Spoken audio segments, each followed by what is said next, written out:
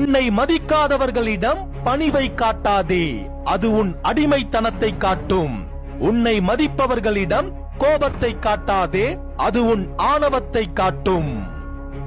சகுனிகள் நிறைந்த உலகில் வெறும் நல்லவனாய் வாழ்ந்தால் வாழ விடமாட்டார்கள். வல்லவனாய் வாழ். பெயரை கேட்டால் கூட உனக்கு ஞாபகமே வரக்கூடாது. அந்த அளவிற்கு மறக்க வேண்டும் சிலரை. எவரையும் அடக்கியாளவும் ஆசைப்படாத, எவருக்கும் அடங்கி போகவும் அவசியம் இல்லாத வாழ்வே இன்பம் நிறைந்த வாழ்வு. கொடுப்பவரை ஏழையாக்காமல் பெறுபவரை செல்வந்தன் ஆக்கும் ஒரே செயல் புன்னகை மட்டுமே. எல்லாம் மாறிவிடும் என்று நினைக்காதே, மாற்றிவிட வேண்டும் என்று நினை.